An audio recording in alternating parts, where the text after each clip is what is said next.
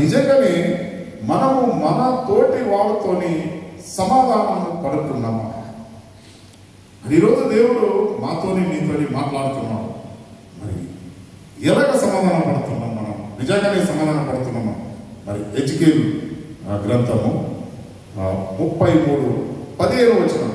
మరి ఎక్కువ సమయం లేదు కాబట్టి 15 వచనము మరి సహోదరుడు ఎవరైనా ఒకరు చదవాలని మనం చేస్తున్నాం. తీసిన వారు ఓన్లీ 1 వచనము చదవాలని మనం చేస్తున్నాం. కుదువ సొమ్మును మరలా అప్పగించుము, తాను దొంగిలించిన వాటిని మరలా ఇచ్చివేసి పాపము జరిగింపగా ఉండి జీవాధారముకు కట్టడము అనుసరించిన ఎడల అతడు మరణము నొందక అవశ్యముగా బతుకు. ఈ ఒక హెజ్కేలు గ్రంథంలో మనం ఒకటే వచనము మనం మరి ఈరోజు దేవుడు మీతో నాతో మాట్లాడుతున్నాడు. హెజ్కేలు అన్న భక్తుడు దేవునితోని ఏమున్నాడు? ఆయన బలపరిచిన వాడు, దేవునితో చేత బలపరిచిన బలమైన వాడు హెజ్కేలు అన్న ప్రవాది, ఒక భక్తుడు. మరి ఈరోజు మనము హెజ్కేలు ఏం రాస్తున్నాడు? తన భక్తుడు మరి ఏం రాస్తున్నాడు? హెజ్కేలు 33:15లో ఈ ఒక వచనములో 6 విషయాలు మనము తెలుసుకుంటాం. 6 విషయాలు. మొదటిదిగా అప్పగించు. మొదటిగా మనము అప్పగించు. ఏం అప్పగించాలి? ఎవరు దగ్గర మనము మన సొమ్ము, ఒక మంచి స్నేహితుల దగ్గర ఒక సొమ్ము మనం పెట్టినాం అనుకోండి, ఒక బంగారం కానీ గిరివి పెట్టుతాము, డబ్బు కానీ what ever it may be, మనం సొమ్ము పెట్టిన వారు మా దగ్గర సొమ్ము పెట్టాలనుకోండి, ఆ సొమ్ము వారికి నీతి నిజాయితీగా అప్పగించాలి. వాళ్ళ సొమ్ము మన ఇంట్లో ఉంటే అది పాపమని, అది శాపము మా పిల్లలకి ఉన్నదని తెలుసుకోవాలి. అందుకే మొదటిగా అప్పగించము. మొదటి దాంట్లో ఉన్న మర్మము అప్పగించము మొదటిది. అంటే రెండోదాన్ని ఇచ్చివేయు.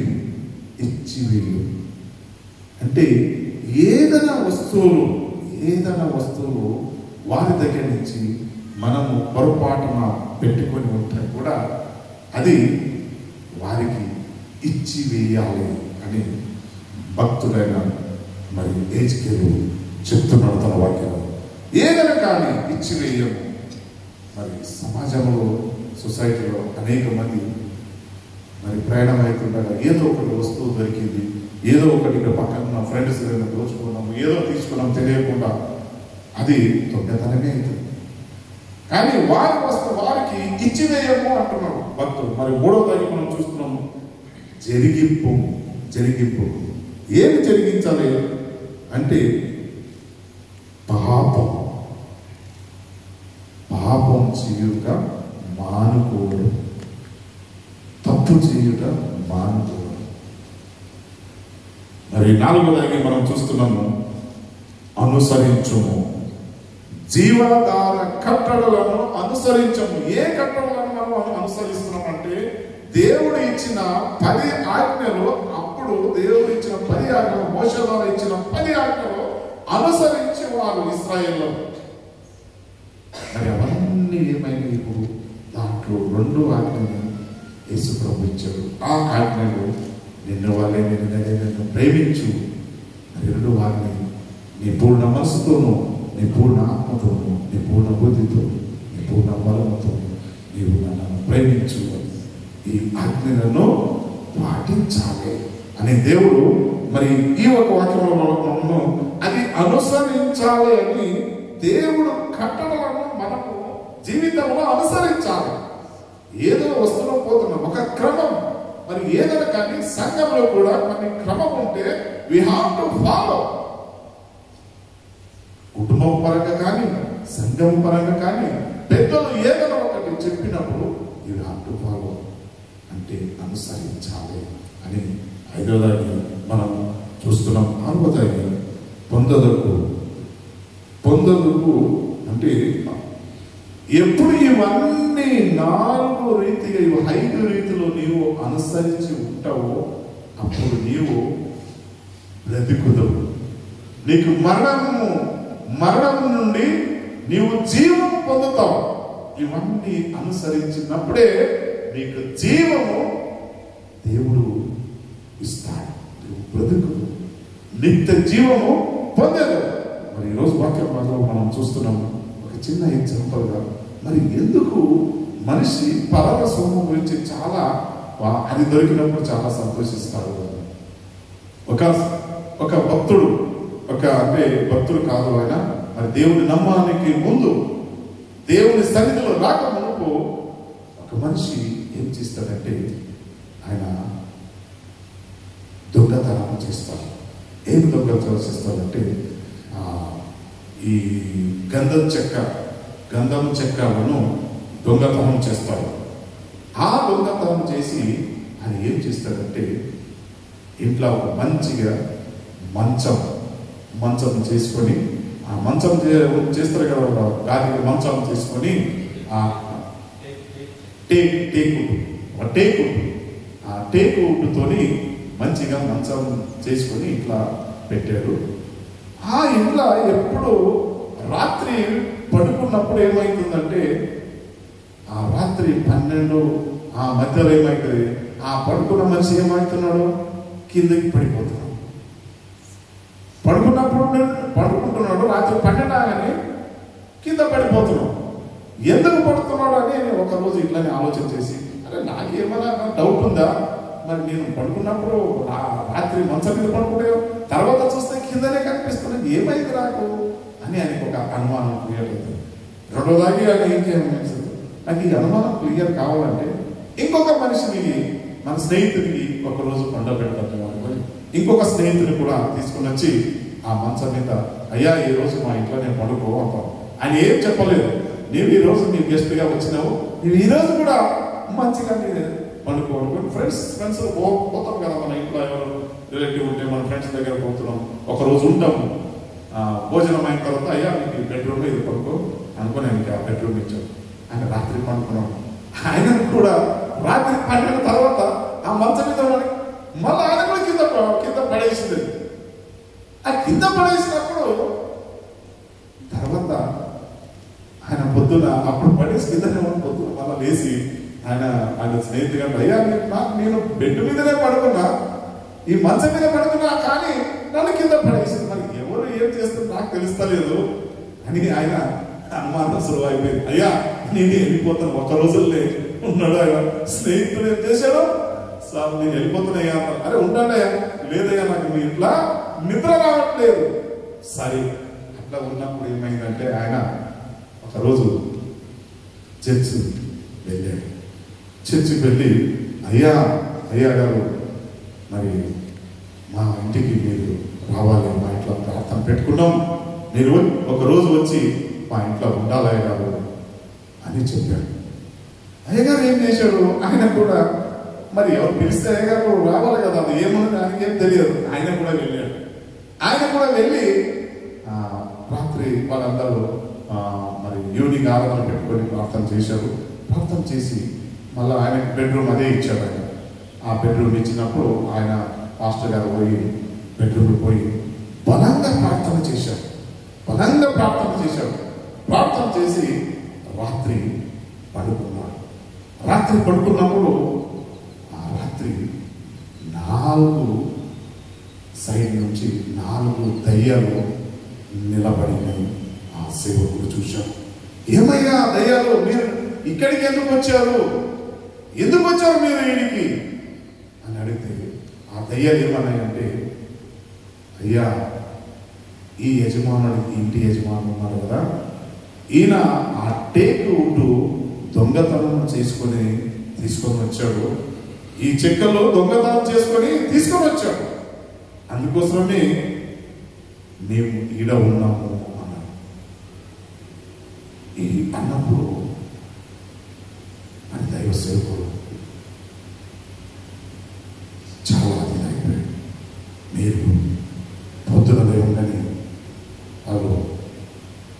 పిలిచారు, కుటుంబం పిలిచారు. అమ్మా, ఈ మంచం, ఈ చెక్క ఎక్కడి నుంచి తెచ్చారు?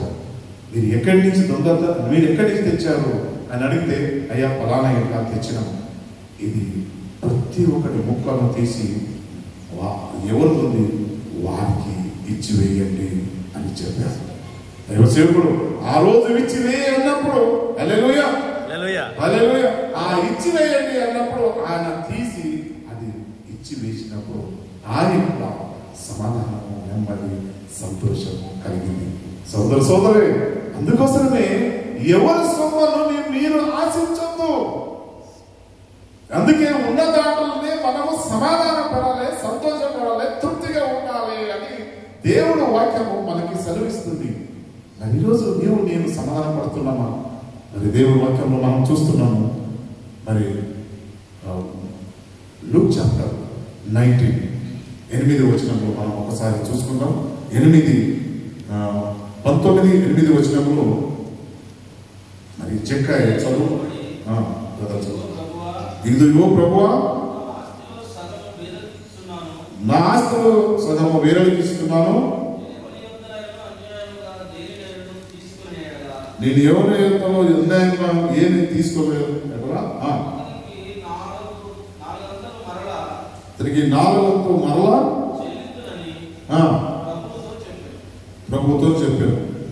చూడారు, నా ఆస్తులు సగము బీదులకు ఇచ్చినను, నేను ఎవరి యొక్క నైనాను అన్యాయముగా దేని నన్ను తీసుకొని ఎడల అతనికి 4 మరలా చెల్లింతును. 4 ఆమేన్. 4 మరలా చెల్లింతును. నీకు ఆల్రెడీ చెక్కాయ విషయంలో తెలుసు.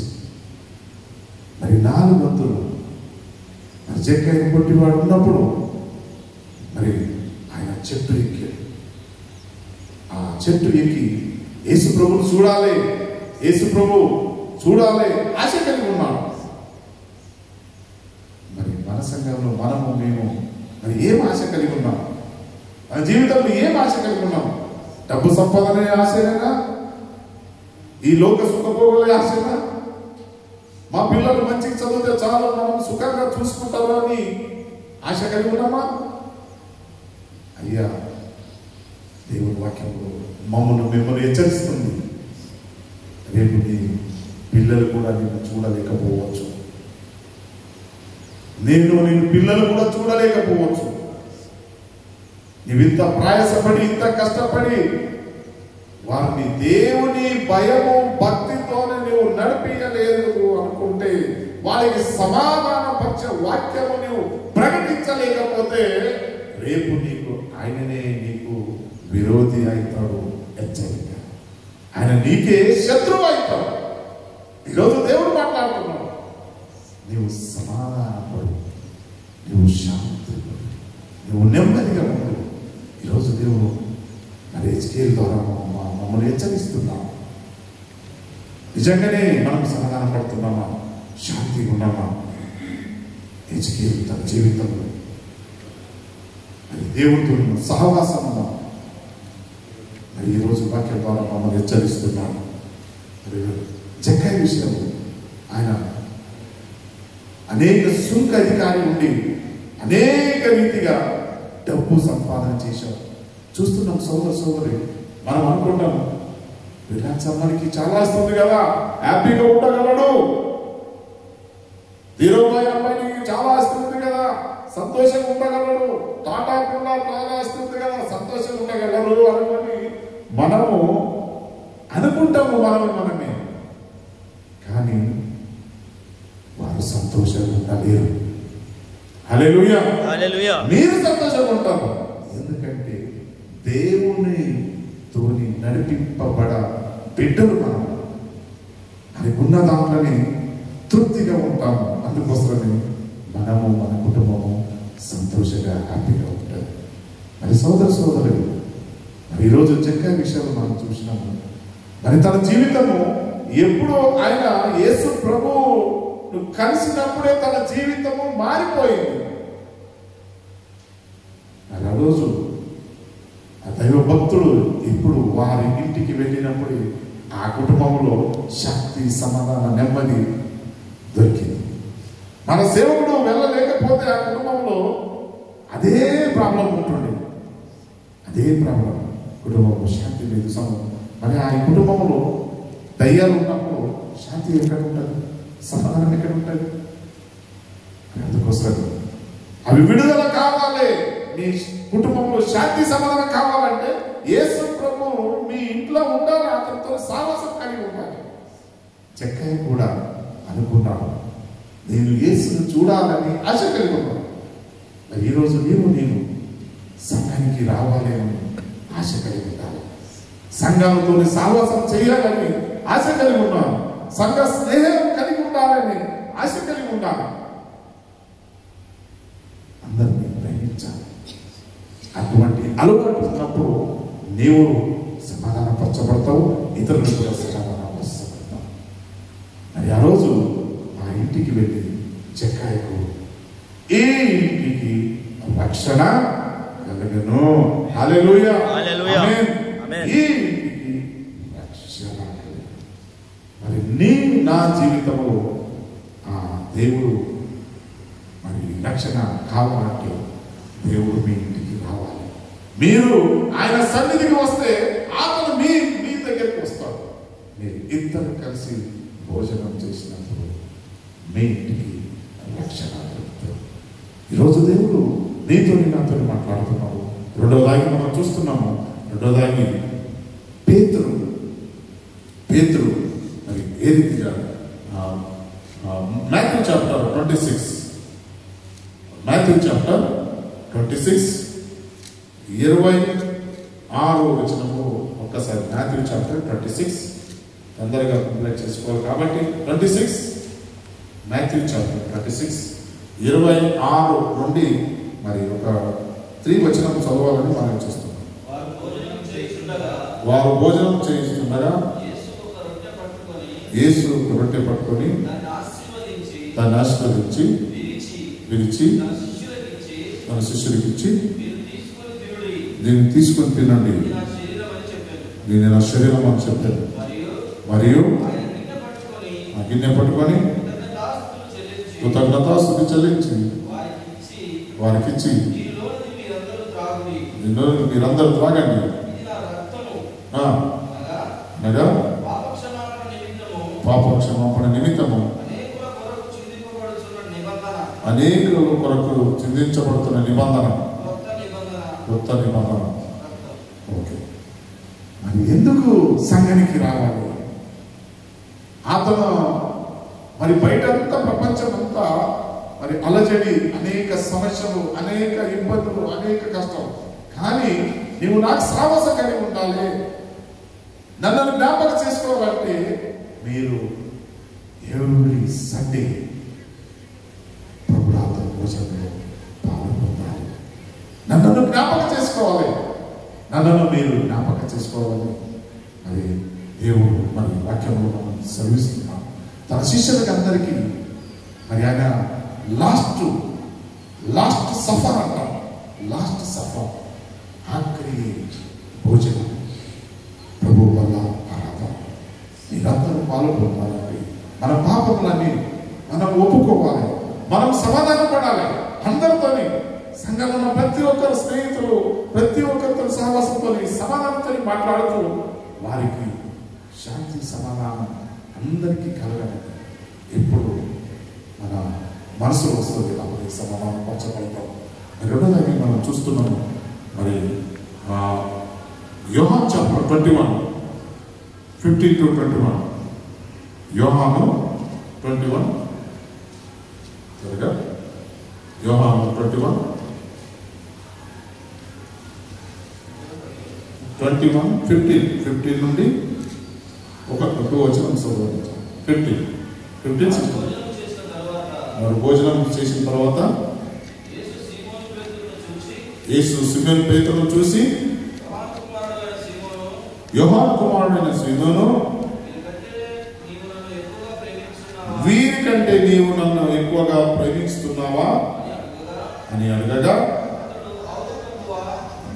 అతడు, అవును ప్రభువా, నీవు నన్ను ప్రేమిస్తున్నావని నీవే ఎరుగుదువని ఆయనతోనే చెప్పారు, యేసు నా గొర్రె పిల్లలను మేపుమని అతనితో చెప్పారు. మరలా యోహాను కుమారుడైన సీమోను, నన్ను ప్రేమిస్తున్నావా అని రెండవసారి అతను అడగగా అతడు అవును ప్రభువా, నేను నిన్ను ప్రేమిస్తున్నాను, నీవు ఎరుగుదమని ఆయనతో చెప్పాను. ఆయన నా గొర్రెలను కాయమని చెప్పాడు. మరి అనేక సారి మరి దేవుడు కూడా నన్ను అడుగుతాడు, నీవు నన్ను ప్రేమిస్తున్నావా, గట్టిగా నాటక రీతిగా ఉంటున్నావా, నిజంగా నీ ప్రేమ ఉందా, సంఘం మీద ప్రేమ ఉందా, మరి సంఘ బిడ్డల మీద ప్రేమ ఉందా, నా మీద నీ ప్రేమ ఉన్నదా? నీవు ముందు ఏం చేయాలని సమాధాన పడాలన్నప్పుడు నీకు ప్రేమ ఉంటేనే నీవు సమాధాన పడతావు. నీవు ఒకరు ప్రేమ వాళ్ళు చేసిన తప్పులు క్షమించినప్పుడే నీకు సమాధానము, శాంతి, నెమ్మది కలుగు చేస్తుంది. మరి సమాధానం అది నాకు నీకుందా? ఈరోజు దేవుడు అడుగుతున్నాడు, పేతురుని ఏ రీతిగా అడుగుతున్నాడు, నీవు నన్ను ప్రేమిస్తున్నావా? పేతురు, నీవు నన్ను ప్రేమిస్తున్నావా? ఎందుకు ప్రేమించలేదయ్యా? నేను నిన్ను ప్రేమిస్తున్నాను, నిన్ను ప్రేమిస్తున్నాను, వీరందరికీ నన్ను ఎక్కువగా నిన్ను ప్రేమిస్తున్నాను. అది ఒక రోజు సందర్భం వస్తుంది, ప్రేమించే మనిషిని ఏమవుతాడు, నేను ఇతని ఎవరు నేను ఎరుగను, ఇతని ఎవరు నీకు ఎరుగను. కొన్ని సందర్భంలో నా నీ జీవితం కూడా ఇటువంటి సందర్భాలు జరుగుతున్నాయి. సహోదర సహోదరులు, యేసు ప్రభు ఆయన పట్టుకొని తీసుకొని వెళుతుండగా ఆ చిన్న బిడ్డ అతను ఫాలోఅప్ చేస్తున్నాడు. యేసు ప్రభును పేతురు ఫాలోఅప్ చేస్తున్నాడు. యేసు ప్రభును ఏం చేస్తారు? ఇతను పట్టుకొని పోతున్నారు. యేసు ప్రభును ఏం చేస్తారు? ఫాలోఅప్ చేస్తున్నారు. మరి నీవు నేను యేసు ప్రభును ఫాలోఅప్ చేసినప్పుడు సమాజం అనేక మంది అంటారు, సమాజము చెప్తారు ఏమని, యేసు ప్రభు దేవుడైతే ఆ శిలువ మీద 3 ముళ్ళు 3 మేకలు పీకలేని వాడు నిన్ను ఏం చేస్తారయ్యా అని వ్యంగ్యంగా సమాజము నీకు నాకు మాట్లాడవచ్చు. వారికి సత్యము తెలియదు, యేసు ప్రభు ఎవరు అని సత్యము తెలియదు. సిచ్యువేషన్ అటువంటివి వస్తాయి నీకు. యేసు ప్రభు దేవుడు కాదు అని నీవు చెప్పు అంటావు, కానీ నీవు వారికి సమాధాన పరిచే మాటలు మాట్లాడాలి. హల్లెలూయా, హల్లెలూయా. మీరు సమాధాన పరిచే మాటలు వారికి పలకాలి. యేసు ప్రభు మానవుడు అవతారంలో ఈ లోకానికి వచ్చాడు.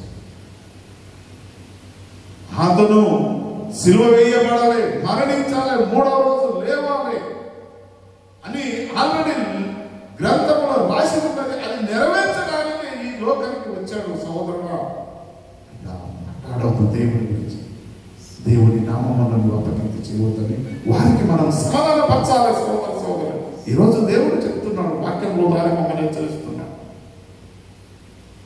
పేతురు ఒక్కరోజు మారు మనసు పొందాడు, ఆయన జీవితము మారిపోయింది.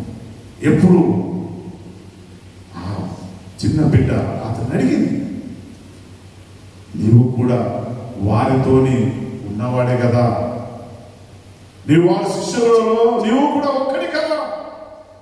నీవు కూడా ఒక సందర్భం వస్తుంది, నీవు లైఫ్ కలవరికి వెళ్తున్నావు కదా, ఈ సార్తో నీవు సహవాసం కలిగి ఉన్నావు కదా. ఆయన మంచోడా?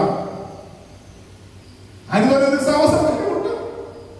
యేసు ప్రభు గురించి కూడా వాళ్ళు అనేక రీతిగా ఇటువంటి మాటలు పలికి ఉండొచ్చు. ఆ సందర్భంలో ఆయనకు గాయపరిచి మాటలు చెప్పి ఉండొచ్చు.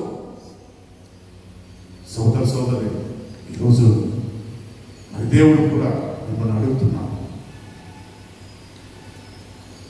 నీవు నన్ను ప్రేమిస్తున్నావా?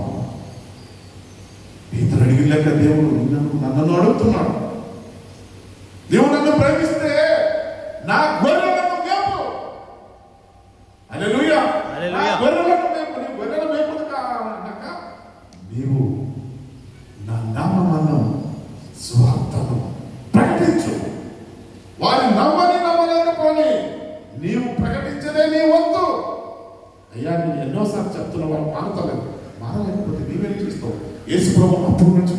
అనేక అద్భుత కార్యాలు చేస్తే కూడా వారు ఇంకా నమ్మలేదు. ఇశ్రాయేలు జనాలు అద్భుత కార్యాలు సూచక క్రియలు చేసిన అయితే కూడా నమ్మలేదు. చూసి నమ్మవాడికి చూడని నమ్మవాడు ధన్యుడు, యేసు ప్రభు ఉన్నాడు అని మనము చూడక నమ్ముతున్నాము, మనము ధన్యులు. హల్లెలూయా హల్లెలూయా. అందుకోసమే చూసి నమ్మవాడికి చూడని నమ్మవాడు ధన్యుడు అనే లేఖనంలో మనకి సెలవిస్తుంది. సోదర సోదరు, ఈరోజు వాక్యంలో నేను ఆచరిస్తుంది. ఆ బిడ్డ అడుగుతుంది, నీవు కూడా వారితోని సావాసం కలిగి ఉన్నవాడు, నీవు అతను శిష్యులు నీవు ఒక్కడు కదా? లేదు, అతను ఎవరో నాకు కూడా తెలియదు, నేను ఎరగను అన్నాడు. ఒకసారి అయింది, రెండుసారి అయింది, మూడోసారి అయినప్పుడు కోడి కూడింది. కోడికు మునిపే యేసు ప్రభు వారికి మూడుసారి నీవు నన్ను తెలియదు అరియను అని నీవు చెప్తావు అన్నాడు. అప్పుడు ఆయన గదిలో పోయి నీరు కాల్చాడు. దేవా,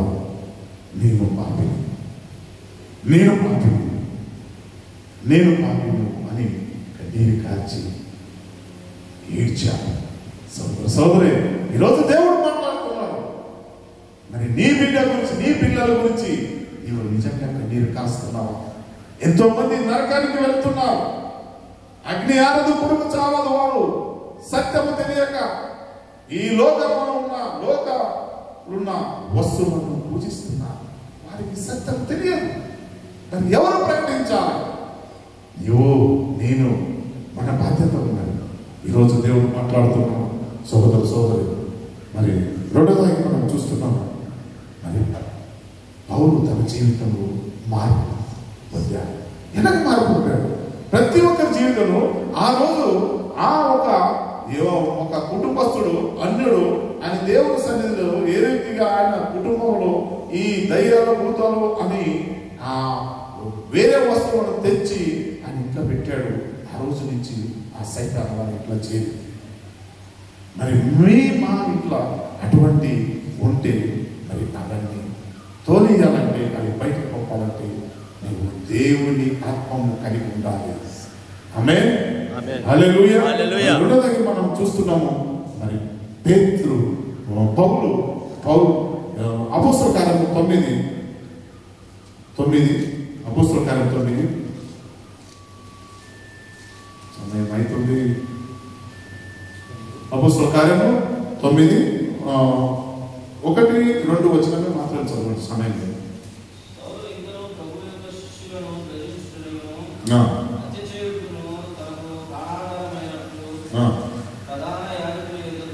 ప్రజానికుల వద్దకు వెళ్ళి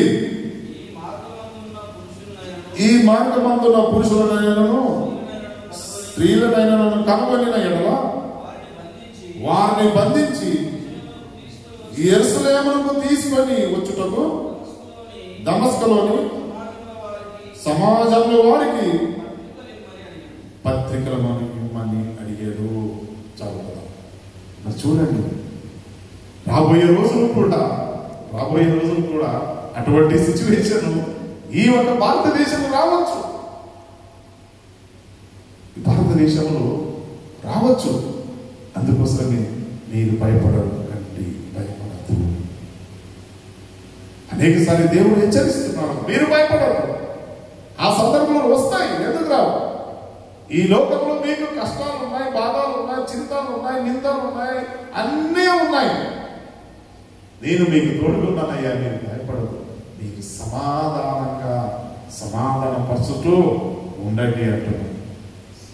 సోదరే, నిజంగానే మరి ఆ రోజు సౌలు ఒక లెటర్ తెచ్చుకున్నాడు. మరి ఈరోజు నీకు కూడా ఏదో ఒక పర్మిషన్ కావాలి, ఏదో ఒకటి. మా పిల్లలకి మరి మా అయ్యా నేను పలానా ఆయన ఉన్నా, నాకు ఒక సర్టిఫికెట్ కావాలంటే మరి వారు ఇవ్వలేకపోవచ్చు. అటువంటి సిచ్యువేషన్ ఉన్నది. ఇప్పుడు మీరు ఏ కులంలో ఉన్నారో, ఏ మతంలో ఉన్నారో ఆ మతంలో ఉండండి. యేసు ప్రభువును స్వీకరించినట్టు లేదు, జరుగుతున్నాయి. కానీ దేవుడు ఏమంటాడు? మీరు భయపడద్దు, నేను మీకు తోడుగా ఉన్నాను, మిమ్మల్ని బలపరిచేవాడు నేనే, నేను నిత్యరాజుకి నడిపించేవాడు నేనే ఉన్నాను. మీరు అంతలోనే ఉండి అంతలోనే మాయ ఆవిరి వంటి వారు. ఆవిరి వంటి వాళ్ళ జీవితం గురించి మీరు ఎందుకు చింతిస్తారయ్యా? నీవు ఎప్పుడైనా ఈ లోకం విడిచి వెళ్ళవచ్చు, నీవు చింతించదు. ఈ లోకంలో ఇవన్నీ జరిగాయి. అందుకోసమే క్రైస్తవులు అనబడిన వాళ్ళు మానవుడు ఎప్పుడు కూడా ఒకరినొకరిని సమాధానపరచాలి. ఆయనకు ధైర్యం లేదు, ఆయన ఇబ్బందులు ఉన్నాడు, బాధలు ఉన్నాడు. నీవు సమాధానపరచు, ఆ కుటుంబం పరామర్శించు. అయ్యా ఏమి కాదు, నేనెందుకు భయపడుతున్నావు? నేను ఉన్నాను, నిన్ను సృష్టించిన దేవుడు నీకు తోడుకున్నాడు. ఆమేన్. నేను ఉన్నాను నీకు సమాధానపరచడానికి, నిన్ను సృష్టించిన దేవుడు నీకు తోడుకున్నాడు. నీవెందుకు అసమాధానంగా ఉన్నావు? నీవు ముందు సమాధానపడు. నీవు శాంతిగా సమాధానంగా సంతోషంగా ఉండడానికి నీవు ప్రయత్నం చేయి. సోదరి నిజంగా మనం సమాధాన శాంతి పడుతున్నామా? మమ్మల్ని మనం పరీక్షించుకోవాలి. లాస్ట్గా, ఎందుకంటే సమయం చాలా ఫాస్ట్గా వెళ్ళిపోతుంది. మరి ఒక జాన్ న్యూటన్ అని దైవ సేవకుడు, జాన్ న్యూటన్ అని ఎలాగ సేవకుడిగా మారిపోయాడు. జాన్ న్యూటన్ అనే సేవకుడు ఎలా నచ్చినాడు? 1725లో ఈయన ఇంగ్లాండ్లో జన్మించాడు. ఇంగ్లాండ్ దేశంలో జన్మించాడు. ఆ ఇంగ్లాండ్ దేశంలో జన్మించాడు. అలా తల్లిదండ్రులు దేవుని ఎరిగిన వారు, దేవుని భక్తిలో ఉన్నవారు. చిన్నప్పటి నుంచి ఆయన తల్లి చాలా భక్తిగా ఆయనను పెంచింది. కానీ మధ్యలో ఆమె తల్లి చిన్నప్పుడే కొంచెం అదాయిన తర్వాత ఆమె తల్లి చనిపోయింది. తండ్రి ఈ షిప్ ఉంటుంది కదా, దానికి ఆయన ఏమున్నాడంటే డ్రైవర్గా పనిచేస్తున్నాడు. డ్రైవర్గా అంటారా ఏమంటారు, షిప్ నడిపిస్తున్నాడు. నావికకి పని చేస్తున్నాడు. ఆ పని చేసినప్పుడు క్యాప్టెన్గా పనిచేస్తున్నాడు. ఆ క్యాప్టెన్ పని చేస్తున్నప్పుడు మరి ఈయనకు ఉద్యోగం లేదు. ఈయన కూడా ఏం చేశాడు, చిన్నగా ఒక తండ్రి జాడీలో ఈయన కూడా చేయాలి. ఎవరైనా చూడండి, తండ్రి ఏం చేస్తారు, కొడుకు కూడా అది చేయడానికి కొన్ని లక్షణాలు ఉంటాయి. బిడ్డ ఈయన ఏం చేశాడు, తండ్రితో ఉండి వ్యాపారం చేయడానికి ప్రారంభించినప్పుడు అనేక రీతిగా ఆ షిప్ నుండి ఆయన మెల్ల వ్యాపారం చేస్తూ ఏం చేశాడు, అక్రమంగా ఆఫ్రికా దేశంలో ఉన్న అనేక స్త్రీలను అనేక రీతిగా ఈ వ్యభిచారము గురించి ఆఫ్రికా దేశం నుంచి వేరే దేశము వాళ్ళకి తీసుకొని వెళ్ళడానికి ప్రయత్నం చేశారు. మరి అనేక ఈ దొంగ వస్తువులు అవన్నీ ఈ రీతిగా చేస్తా వెళ్ళినప్పుడు ఒక్కరోజు ఈయనకి ఏమైందంటే మరి ఆయన పట్టుబడ్డాడు. ఒక్కరోజు ఆయన పట్టుబడినప్పుడు ఆయన తీసుకొని వచ్చి జైలు వేశారు. ఆయన జైలు వేసినప్పుడు మరి ఆయన అనేక రీతిగా శిక్ష విధించారు. ఒకరోజు ఆ తండ్రికి చెప్పాడు, ఎందుకయ్యా ఇవన్నీ పని చేసినావు, ఎందుకు చేసినావంటే, నాకు అడిగేవారు తల్లిదండ్రులు, తల్లి చనిపోయింది, తండ్రి ఆయన విషయంలో ఆయన ఉన్నాడు, ఈయన పని చేయదు, ఈయన పని విషయంలో పనికి వెళ్తున్నాడు, ఆయన అడిగేవారు లేదు, చెప్పేవారు లేదు. ఏది ఉన్నప్పుడు ఆయనకు సమాధానం పరిచేవారు లేదు. ఆ ఒక సిచ్యువేషన్లో ఆయన పట్టుబడి ఆయన జీవితాన్ని ఏం చేశారంటే ఈ నరకంలో ఆయన జైలు పడిపోయాడు. ఈ నరకంలో ఆయన జైలు ఆయన విడుదల కలగకుండా ఆయన జైల్లో ఉంచారు. ఒకరోజు దైవ సేవకుడు ఆయనతో మాట్లాడినప్పుడు ఇవన్నీ చెప్పారు. సోదరి మరి మనకు ఎవరో ఒకరు వాక్యం అందించాలి, ఎవరో ఒకరు కుటుంబంలో సమాధానపరిచేవాళ్ళు ఉండాలి. మరి అప్పుడే దేవుడు మరి కుటుంబాన్ని జీవిస్తాడో ఆశీర్వదిస్తాడు. ఈరోజు పాపి తన దారిని విడిచి న్యాయములో నడిపింపబడాలి. పాపమును విడిచి న్యాయ మార్గంలో నడిచినప్పుడు దేవుడు ఆశీర్వదిస్తాడు. మనం కూడా ఈ చీకటి విడిచి సన్మార్గంలో నడవడానికి, సమాధానం పడడానికి మరి 51 కీర్తనలో 51 వచనం చదువుకొని క్లోజ్ చేసుకుందాం. 51 కీర్తన 1 వచనం లాస్ట్గా చదువుకొని క్లోజ్ చేసుకుందాం. 51 కీర్తన చదువుకొని. దేవా, నీ కృప చొప్పున నన్ను కరుణింపు, నీ వాత్సల్యం బాహువులు చొప్పున నా అతి క్రమములను తుడిచివేయము. ఏదైనా కానీ జీవితంలో మరి ఎవరి మీద నింద, ఎవరి మీద మనము వాళ్ళ వస్తువులు ఆశించి వారికి ఇబ్బంది పెట్టి వారిని సమాధానపరచకుండా, వాళ్ళు చూస్తే వీరి కోపము, వీరిని చూస్తే వారి కోపము, ఇవన్నీ ఉండకుండా మనం అందరితోని సమాధానపరచ దేవుడు మనకు తోడుకుంటారు. దేవుడు ఈ వాక్యం మనం దీవించి ఆశీర్వదించుగాక. ఆమేన్.